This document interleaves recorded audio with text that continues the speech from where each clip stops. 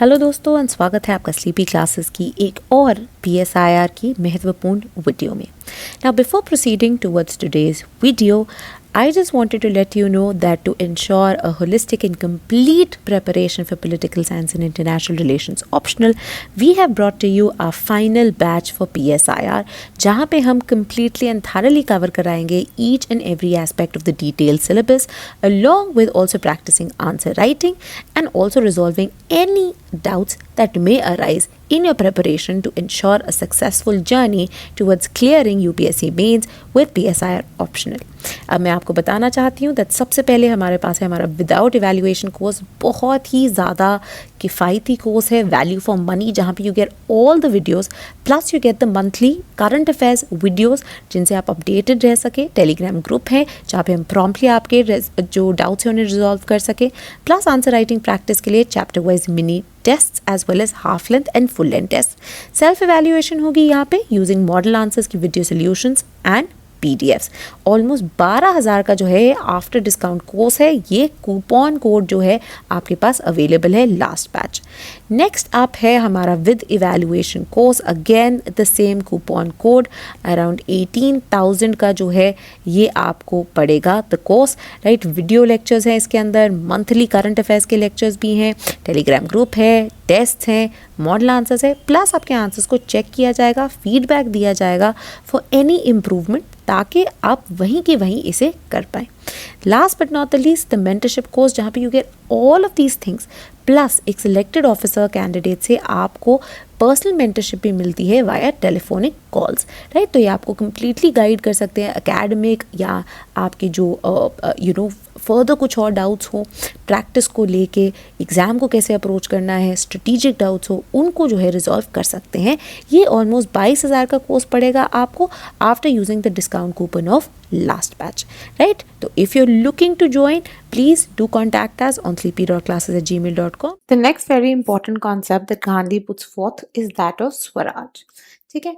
अब primarily जब हम स्वराज को देखते हैं, we conceive that in terms of our freedom, right? In terms of our country being a republic, ठीक है, कि हम जो कलोनियल योग था, जो एक तरह से कलोनियल पावर हमारे ऊपर राज कर रही थी, उसको हम हटा के एक इंडिपेंडेंट कंट्री बन जाए। हाउएवर गांधी का ये मानना था कि ये स्वराज की definition wherein it just means national freedom, wherein it just means independence, ये एक बहुत ही लिमिटेड अंडरस्टैंडिंग ऑफ स्वराज है। अब स्वराज का मतलब अगर हम इसको ब्रेक डाउन करें इस वर्ड को, इट मीन्स स्व, right, yourself, and raj which is to rule, right। तो स्व मतलब खुद का rule, the rule of oneself, और it can also be translated into rule over oneself of oneself. यहाँ पे ना हम रूसो को इन्वोक करने की कोशिश भी करेंगे, ठीक है। अब इसका मतलब क्या है, गांधी बोलते हैं कि देखिए, अगर आप स्वराज को राइट सिर्फ in terms of political freedom समझेंगे, it will be a limited understanding, right. It will just be a mere replacement of white masters with brown masters, right. True swaraj जो है ये तभी आ सकता है if along with political, economic, social freedom आप spiritual freedom की भी बात करें।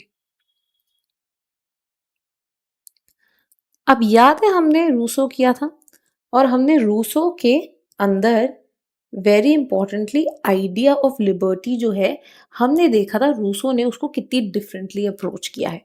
हमने बात की थी कि रूसो जो है दो आइडियाज आगे रखते हैं कि ह्यूमन बीइंग्स के अंदर दो तरह की विल्स होती हैं। Now the question with regard to liberty क्या था कि यू शुड अलाउ, या फिर जो इंडिविजुअल्स हैं उनके ऊपर किसी भी तरह की जोर जबरदस्ती नहीं होनी चाहिए इन टेलिंग देम कि आप जो है ये करें या वो करें, या this is how you should lead your life, या this is something that you shouldn't do, this is the career you should pursue, और this is the career you shouldn't pursue, so on so forth. तो liberty का idea किससे associated था? Of letting an individual follow his or her own will. Rousseau however यहाँ पे उन्होंने बोला कि ये विल एक्चुअल में है क्या? ही सेड कि किसी भी इंडिविजुअल में, अगर आपको याद हो, एक एक्चुअल विल होती है, एक रियल विल होती है। एक्चुअल विल उन्होंने क्या बोला था? ट्रांजिएंट है, शॉर्ट लिव्ड है, सेल्फिश है, ट्रू इंटरेस्ट को नहीं जानती। और रियल विल को उन्होंने बोला था कि ये जो रियल विल है, right, this is where true interests जो हैं of not just the individual, right, but the entire community lie, and that is why this real will is also stable and constant। कि ये जो real will है ये उनकी true freedom को express करेगी, ठीक है। और ये real will जो है, जब आप ये रियल विल को समझने लग जाते हैं, which is compatible with the freedom of the entire community, यही एक तरह से आपका स्वराज भी है। जब आप अपने नैरो सेल्फिश इंटरेस्ट को छोड़ के अपने larger interest, larger community welfare, remember the entire idea of ahimsa, wherein you are promoting well-being, the well-being of one and all, this is what is linked to Swaraj, ठीक है। तो एक तरह से जितने भी उनके कॉन्सेप्ट्स हैं ना, वो सब एक दूसरे के साथ लिंक्ड है। तो जिस तरह से ये रियल विल से आखिरकार निकल के आती है जनरल विल, ठीक है, जब तक हर मनुष्य, जब तक हर इंडिविजुअल के पास स्वराज नहीं है, ये स्पिरिचुअल अंडरस्टैंडिंग नहीं है of where my real interest लाए, तब तक पूरा का पूरा देश स्वराज कैसे एंजॉय कर सकता है, ठीक है। This was the basic premise जो कि गांधी आगे रखते हैं। अब इस बेसिक प्रीमाइस को हम और डिटेल्स में करते हैं।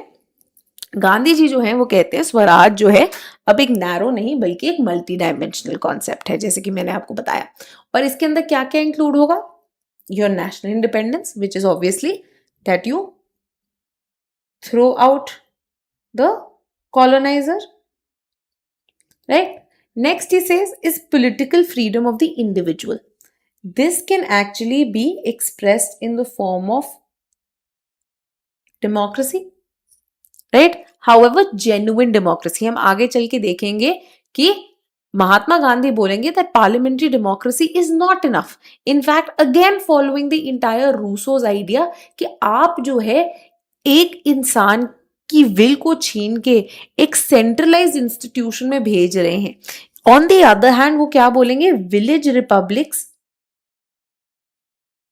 या फिर पंचायती राज या ग्राम राज्य ये सजेस्ट करेंगे, जहां पे पावर जो है एकदम डिसेंट्रलाइज्ड है and every individual has a say in the laws that are being made.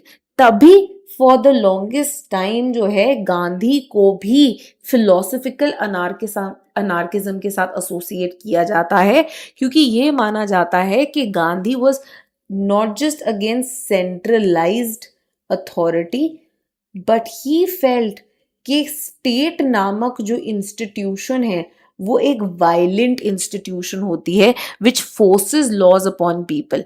Instead he follows again Rousseau's route wherein people should have a say in what they are meant to follow. तो जिस तरह से Aristotle बात करते हैं ना, Aristotle कहते हैं छोटे छोटे सिटी स्टेट्स हो और उनके बीच सिटीजन्स जो है खुद पार्टिसिपेट करें, they are the ones who are making the laws, they are the ones who are part of the government and they are the ones who also have to implement those laws. And किनके ऊपर implement होने? एक दूसरे पे ही implement करने हैं। तो ये उन्होंने कैसे कंसीव किया? ये उन्होंने पंचायती राज गवर्नमेंट के अंदर कंसीव किया था, ठीक है। ये जो है हम और डिटेल में पढ़ेंगे। नेक्स्ट ही से societal freedom. So for example एक जो डिस्क्रिमिनेटरी कास्ट सिस्टम उभर के आ गया था which was based on ideas of purity and pollution, consisted of evils like untouchability. Gandhi ji was against its discriminatory, hierarchical and rigid nature. ठीक है. Next up, he also says कि economic freedom बहुत ज़्यादा ज़रूरी है. And he said ये economic freedom जो है, अगेन जो आपके मॉडर्न आइडियाज ऑफ इंडस्ट्रियलाइजेशन है, ये उससे नहीं निकल के आएगी. ये तब निकल के आएगी जब when capital stops replacing people and instead आप लोगों के लेबर को इनकरेज करते हैं, हैंडमेड चीज़ों को इनकरेज करते हैं, people in touch with their tools उसको इनकरेज करते हैं बाय इनकरेजिंग कॉटेज इंडस्ट्रीज. ठीक है, कॉटेज इंडस्ट्रीज, खादी इंडस्ट्रीज. ठीक है, तो चरखा जो है was at the centre fold of this economic freedom. And lastly, he says spiritual freedom जो है is extremely important for an individual to realize कि इनके true interests कहाँ पे lie करते हैं, how communities welfare can be ensured while pursuing their interests, which leads to harmony, which leads to happiness, and it leads to the well-being of one and all. ठीक है, very importantly अब हम ये कहते हैं कि ये जो वेरियस कॉम्पोनेंट्स है, ये जो 5 चीजें हमने डिस्कस की, ये सारी एक दूसरे से रिलेटेड है. राइट, जब तक ये सारी अचीव नहीं होती तब तक the idea, the mission of Swaraj remains incomplete. Right, of these ये माना जाता है कि इनमें से जो पहली 4 है ना, they are negative in character. Negative in character का क्या मतलब है कि बेसिकली ये किसी से छुटकारा पाना चाहती है.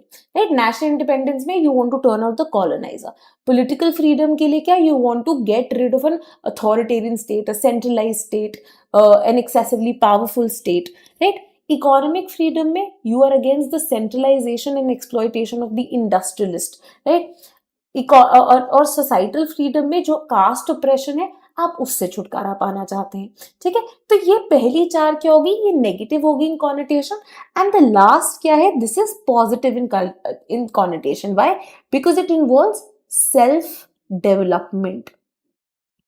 यहां पे आपने किसी से छुटकारा नहीं पाना, उल्टा अपने आप को ही इंप्रूव करने की, डेवलप करने की, अपने अंदर ही स्पिरिचुअल फ्रीडम जगाने की कोशिश करनी है. और विद्युत चक्रवर्ती यही बोलते हैं अपनी किताब में, वो बोलते हैं ये स्पिरिचुअल फ्रीडम का कॉन्टेक्स्ट जो है ये पॉजिटिव है कि ये एक तरह से लोगों को ये बताता है, इंस्पायर करने की कोशिश करता है कि आपने किस तरह का इंसान बनना है.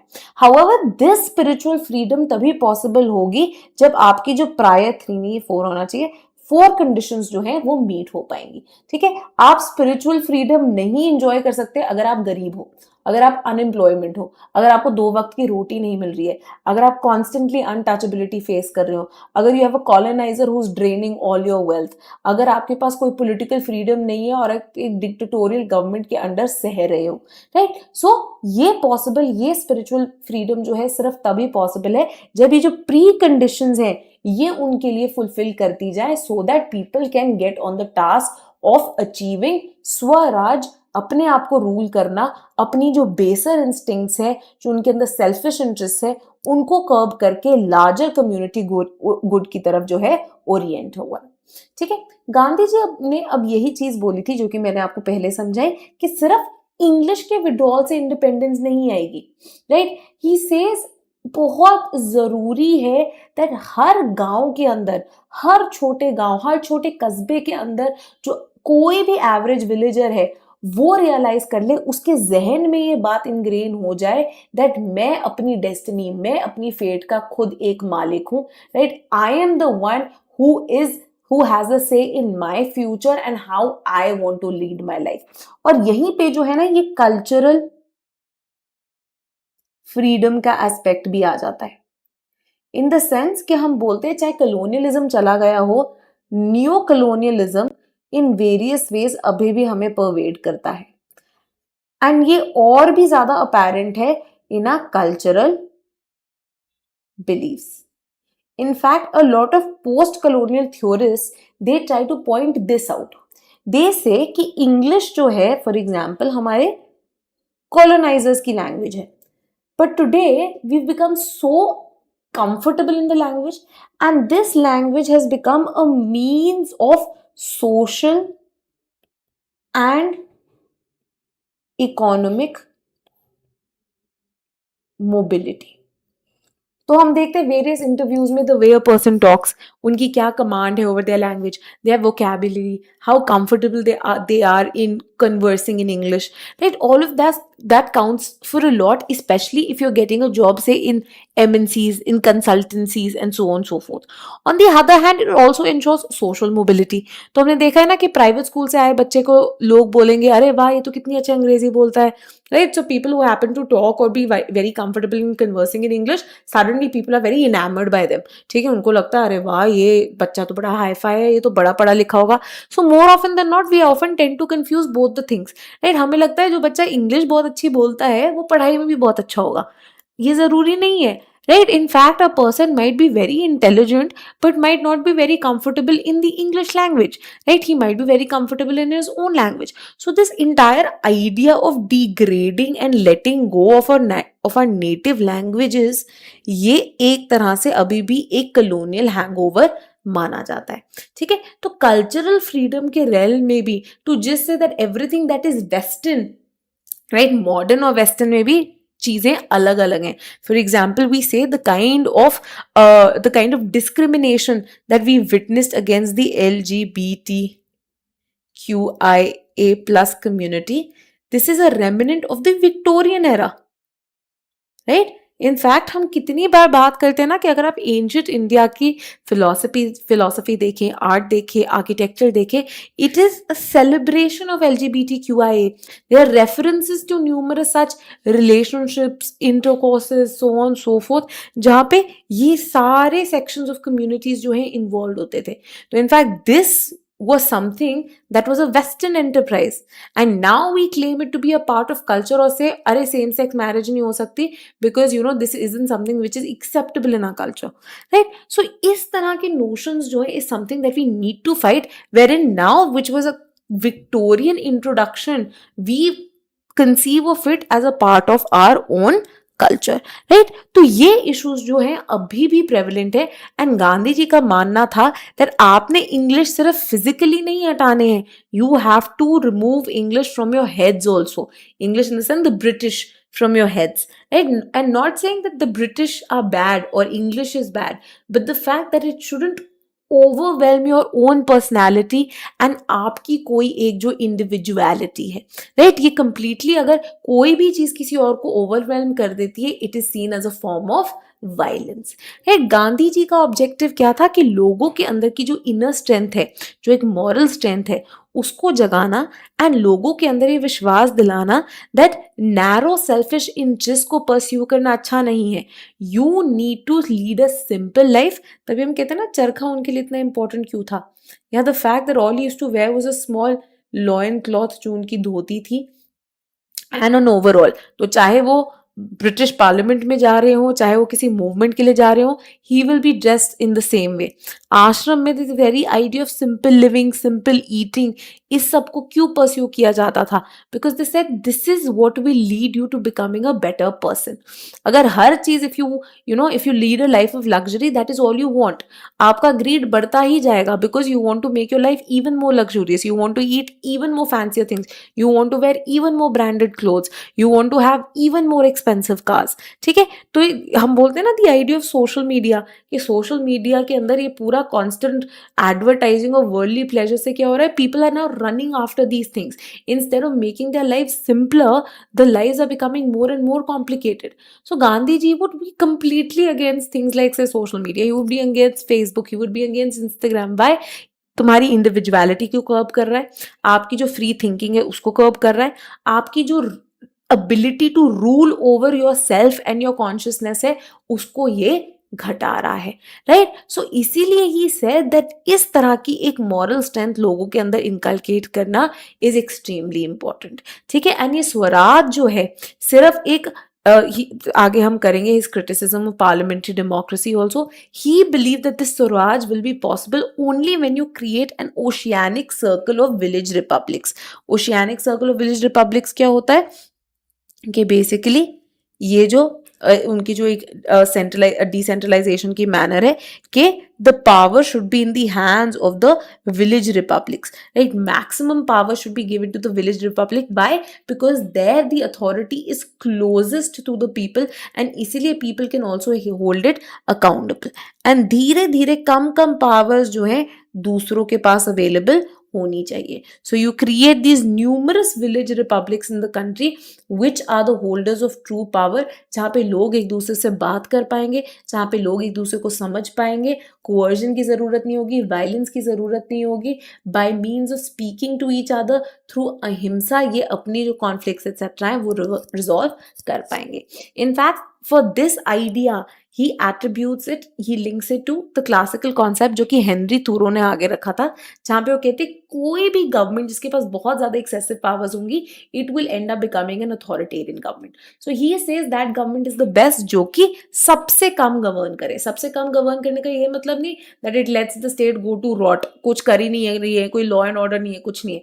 वो कहते इतनी ऑल परवेसिव गवर्नमेंट नहीं होनी चाहिए, इतनी ऑल पावरफुल गवर्नमेंट नहीं होनी चाहिए, लिमिटेड गवर्नमेंट होनी चाहिए, गवर्नमेंट इन चेक होनी चाहिए, लोगों के पास जो है मैक्सिमम से होनी चाहिए, राइट? तो पॉलिटिकल पावर का क्या काम है? पॉलिटिकल पावर का बस इतना काम होना चाहिए that it should enable people to learn the idea of swaraj so that they can become responsible decision makers for themselves and अपनी लाइफ को ओवरऑल इन ऑल स्फेयर्स जो है वो इम्प्रूव कर पाए, right? This was his idea of Swaraj.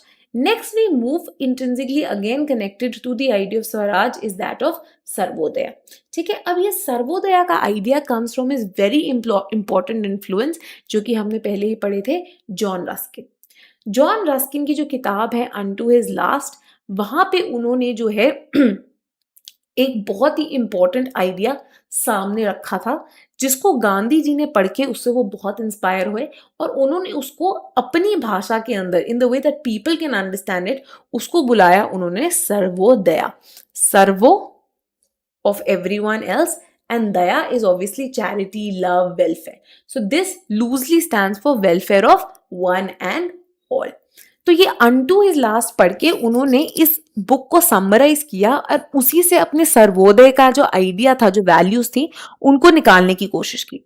उन्होंने बोला कि प्राइमरीली जो टीचिंग्स मुझे समझ में आई हैं जॉन रस्किन की and which I believe are extremely crucial अगर हमने ट्रू मायने में एक स्वराज वाला इंडिया बनाना है, हर इंसान को जो कि इस कंट्री का हिस्सा है उसको सेल्फ रूलिंग की केपेबल बनाना है, तो ये टीचिंग्स बहुत इंपॉर्टेंट है.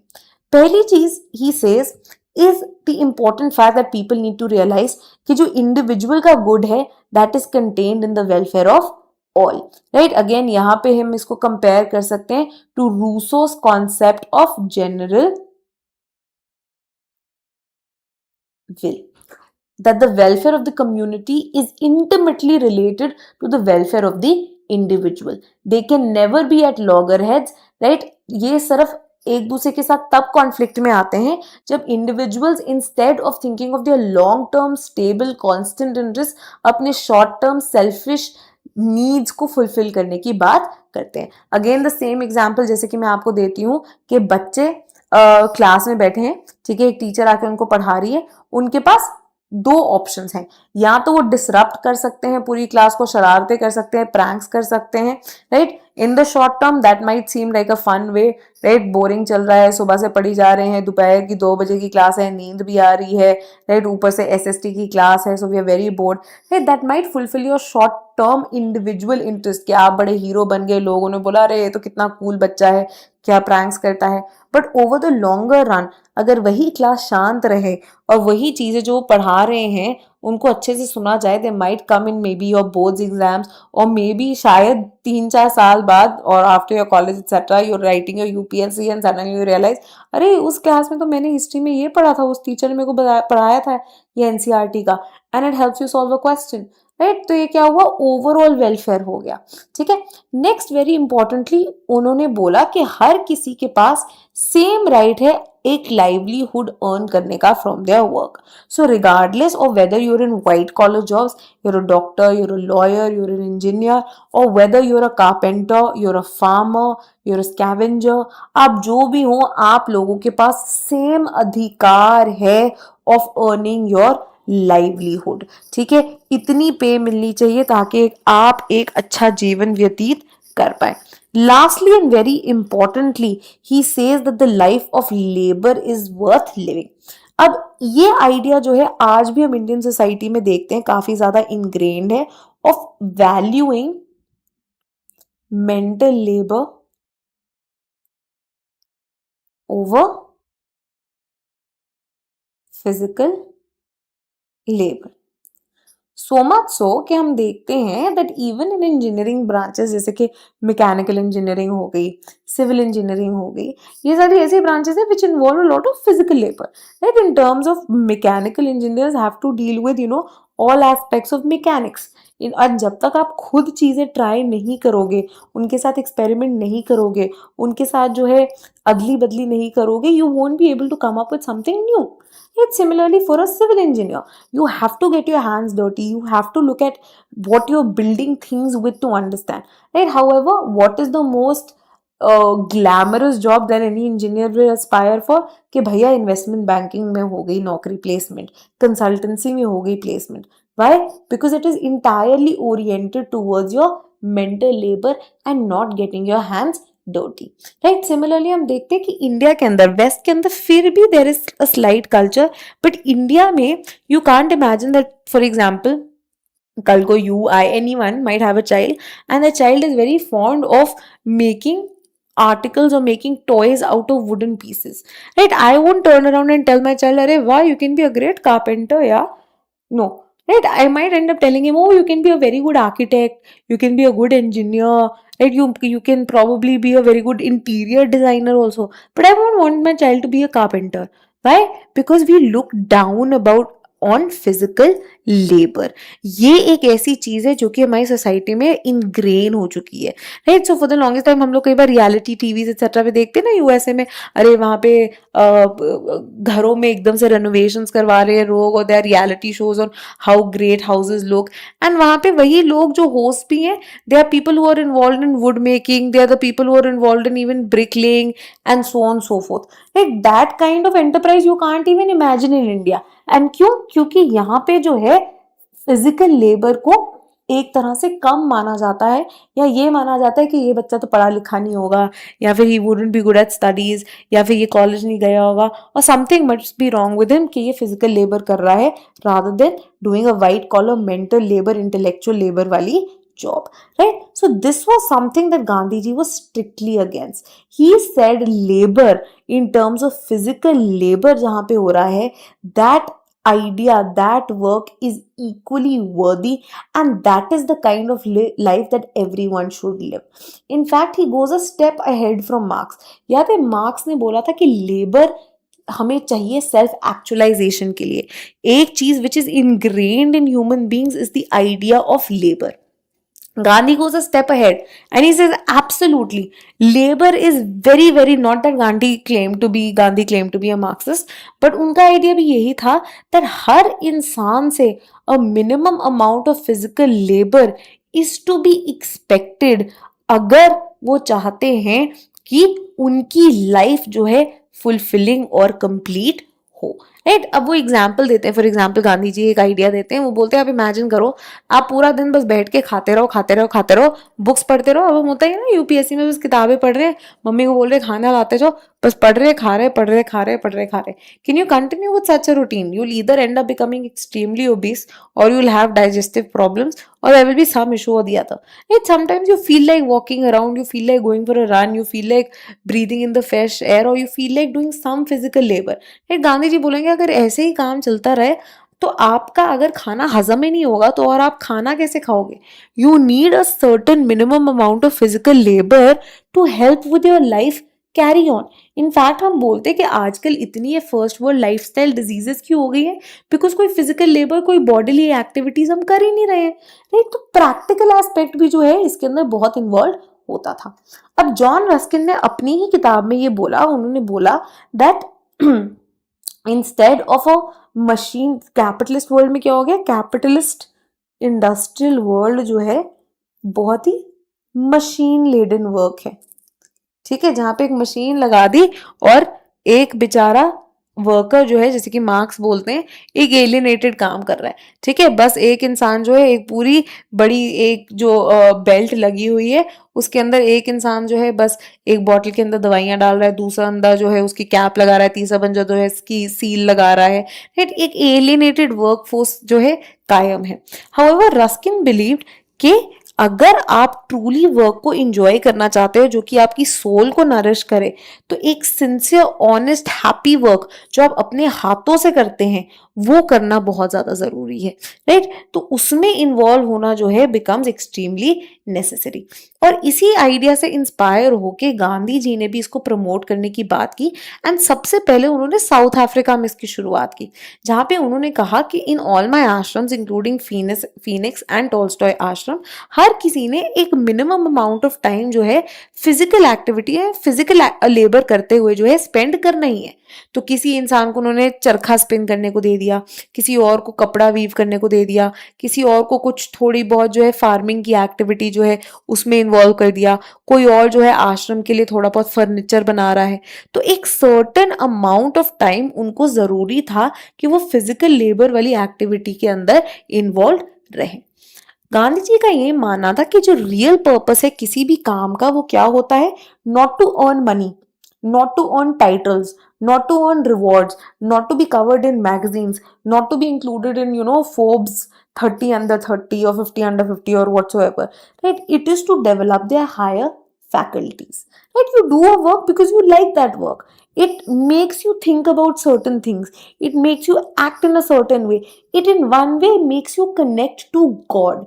When you're very good at something और आप उसको अपना 100% दे देते हैं, right? हम बोलते हैं ना कि it almost becomes like a creation of God, because that is the form of focus, that is the form of sincerity that you have towards it, जैसे कि आपकी होती है when you're praying to God, right? तो बोलते हैं इसीलिए जो है जिस तरह से खाना चाहिए हमें अपनी बॉडीली एग्जिस्टेंस को, अपने आप को सर्वाइव करने के लिए, जिंदा रहने के लिए, वैसे ही वर्क हमें चाहिए अपनी higher faculties towards truth, towards knowledge जाने के लिए, ठीक है। और गांधी का यही मानना था, गांधी जी का यही मानना था कि कोई भी क्लासलेस कास्टलेस सोसाइटी अगर आप बनाना चाहते हैं, bread labour has to be the starting point of it all, ठीक है। इससे पहले बढ़ने से पहले आपको बता दिया जाए कि ट्रस्टीशिप आपने पढ़ा होगा, ट्रस्टीशिप आपको कराया था इन गांधीइज्म, ठीक है। ट्रस्टीशिप में हमने एक आइडिया किया था, जैसे कि जिसके अंदर वो बोलते हैं कि देखिए वन थिंग, जैसे कि हमने हॉब्स में देखा था, लॉक में देखा था, that is something that even Gandhi holds to, he says all humans are born equal, ठीक है। हर कोई जो है एक इक्वल ह्यूमन बॉर्न होता है, हर किसी के पास वही सेम राइट टू अपॉर्चुनिटी है, हर किसी को उतना ही अधिकार है कि उनकी जो बेसिक नीड्स है ऑफ लाइफ वो फुलफिल होती रहे, ठीक है। और यहां से उन्होंने बोला कि even though everyone is an equal human, कई बार क्या होता है, some people are born rich, some people are born poor, some people are born with a lot of skills, some people are born with a lot of talents, right? अब गांधी जी का यहाँ पे क्या मानना है, वो कहते देखिए जैसे कि जितना लैंड, जितना टैलेंट, जितना स्किल, जितनी पे आपकी basic needs of a simple life fulfil करने के लिए आपको चाहिए, उतना तो वो आपका है।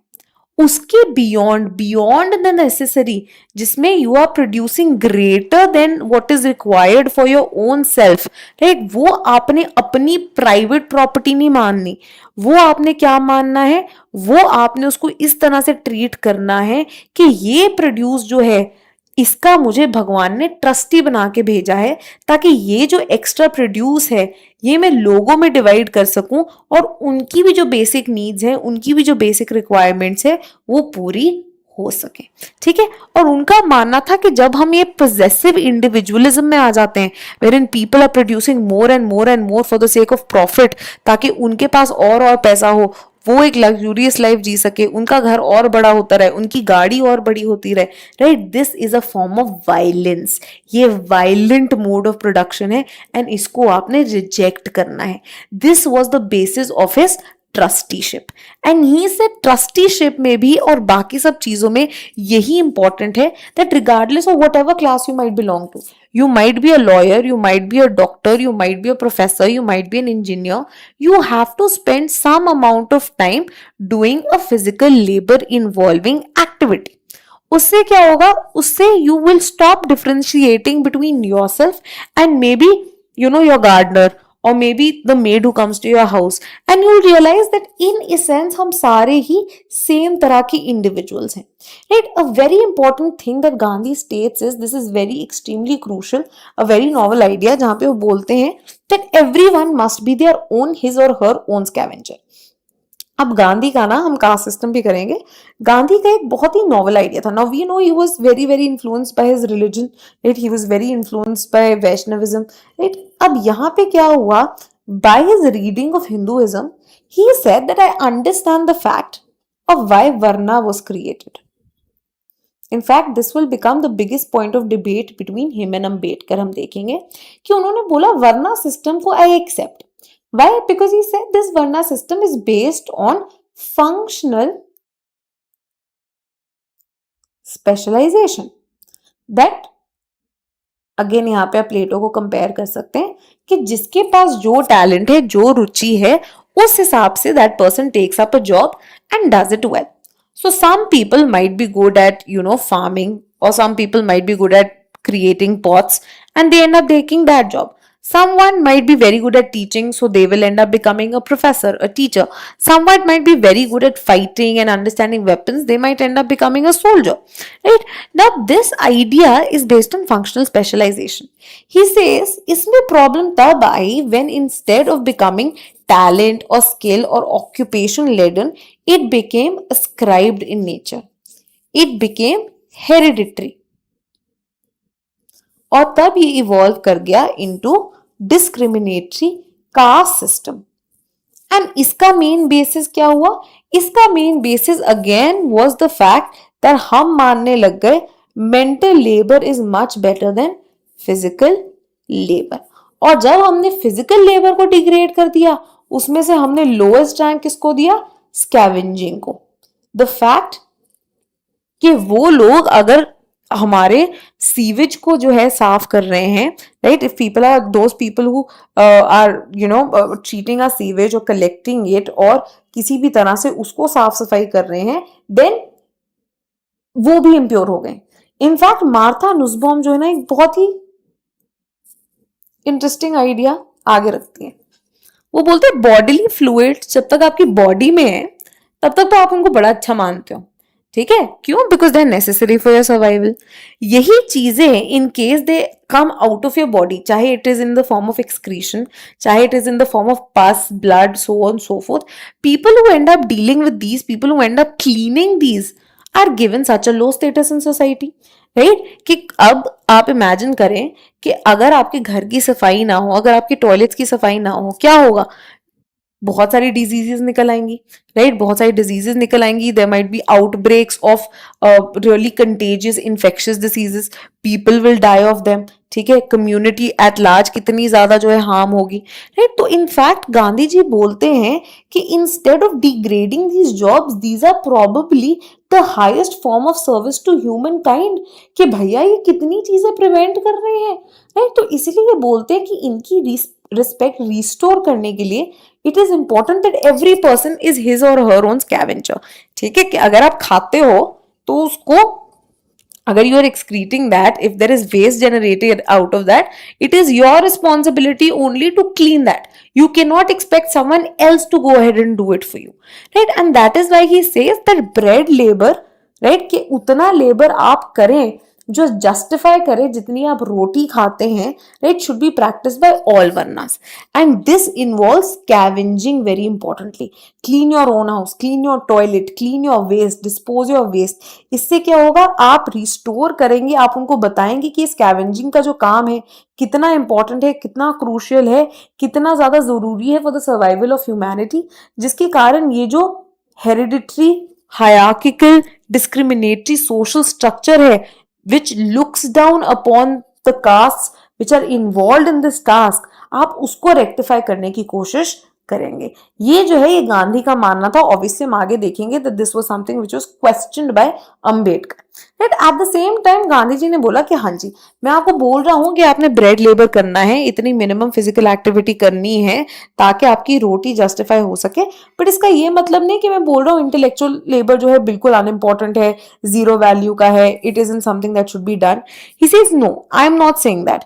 if you're a doctor, if you're a teacher, if you are involved in mental labor and intellectual labor, great. But I'm also saying that you can't say that just because I am doing this activity, I am better than someone जो कि कोई bodily labor involving activity कर रहा है। In fact, he says कोई भी intellectual labor जो है compensate नहीं कर सकता for the bodily labor। हम तभी बोलते हैं ना, हम इतना जय जवान जय किसान क्यों करते हैं? Because that किसान through his physical activity is providing for our bare necessities। अगर वो खाना नहीं बनाएंगे तो हम जो है खाएंगे क्या? जिंदा कैसे रहेंगे? इसी बेसिस पे जो है गांधी जी बोलते हैं कि जो व्हाइट कॉलर जॉब्स के लिए कंसल्टिंग, इंजीनियरिंग, टीचिंग, ठीक है, इनके लिए जो खौआ मचा हुआ है, you have to keep that in check, right. और ये जो हेट्रेड है towards physical labour, you have to rectify that. It is because of this reason हम बोलते हैं ना कि अब इंडिया के अंदर उन्होंने इतने वो आईटीआई शुरू कर दिए, इतने जो है आपके ट्रेनिंग के प्रोग्राम शुरू कर दिए, इतने जो है आपकी इंस्टीट्यूट्स खोल दिए which are basically inculcating and preparing you for such jobs, right. या फिर हम बोलते हैं कि जैसे कि स्किल डेवलपमेंट मिनिस्ट्री के साथ मिलके again we have open so many apprenticeship के avenues, we have talked of vocal,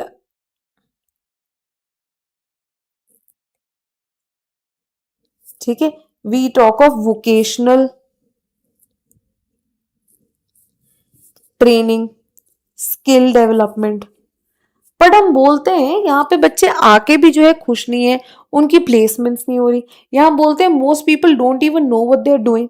Y? Because engineering में हमें ऊपर ऊपर की चीजें तो सिखा रहे हैं, but how to deal with machines, how कि एक एक पुर्जा कैसे चलता है, उसको ठीक कैसे करना है, वो तो हमें कभी बताया ही नहीं, राइट। और ये कहाँ से निकल के आ रहा है? The fact from physical labour की तरफ हमारी हेटेड है। We never want to be on the shop floor, we never want to get our hands dirty, we only want to supervise, we only want to give instructions, we only want to command, right. तो वो गांधी जी बोलते हैं कि ये चीज को correct करना बहुत ज्यादा जरूरी है। इनफैक्ट ही सेज कि एक दिन का 8 घंटे जो है आपने ऑनेस्ट और क्लीन लेबर को देना है। And very importantly he says कोई भी ऐसी जो आप सेवा करते हैं वो फ्री में मत कीजिए। कोई भी ऐसी सब्सिडी जो है, ही इज अगेंस्ट डोल आउट्स,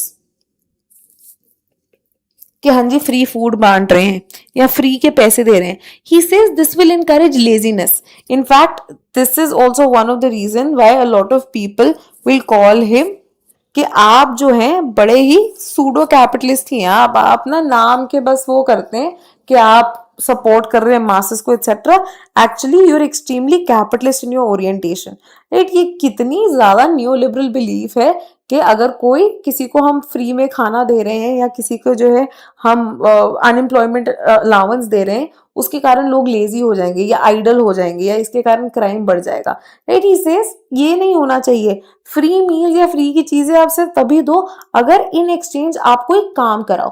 कहता अगर आप ये नहीं करा रहे हो तो this is misplaced charity, he believes. So for example हम आगे इसकी एग्जाम्पल देंगे, जैसे मनरेगा जो है, MNREGA is something that Gandhi ji would be very happy for, कि ठीक है जो अनएम्प्लॉयड है उनको एम्प्लॉयमेंट की मौका मिल रहा है, वो फिजिकल लेबर कर रहे हैं, चाहे आप पीएचडी हो, इंजीनियर हो, जो भी हो, अगर आपको नहीं मिल रही नौकरी, you can come here, you will be given certain minimal wages and you can use those wages to go ahead and buy things for yourself, right. तो इसमें आप क्या कर रहे हैं? आप पब्लिक वर्क्स को डेवलप कर रहे हैं, नौकरी कर रहे हैं, you are contributing to the community and large, and instead उसके बदले में जो है आपको एक रोजगार मिल रहा है, आपको कोई जो है एक वेज मिल रही है। He says when such bread labor is involved, when every person from every caste, from every class does this minimum amount of wage labor, तो उसके थ्रू एक आइडियल स्टेट बन जाएगा जहां पे doctors, lawyers, all these people who are involved in intellectual labor aren't doing these jobs for the sake of earning big money or for the sake of, you know, getting higher social status, but because they believe कि ये जो काम कर रहे हैं that will lead to the betterment of the society overall and not just for their own petty selfish interest. ठीक है, bread labour से जो है गांधी बोलते हैं एक साइलेंट रेवोल्यूशन आ जाएगी जिसके through mental and physical labour के बीच का ये जो मिसमैच है वो हट जाएगा। कास्ट के अंदर ये जो एक हायरार्की डेवलप हुई है based on again this physical and mental labor का difference that will go away and class के ideas भी जो हैं based on this differentiation will wither away. Very importantly he says कि ये जो inequalities बढ़ती जा रही है rich and poor के बीच में are all a result of the conflict between labor and capital.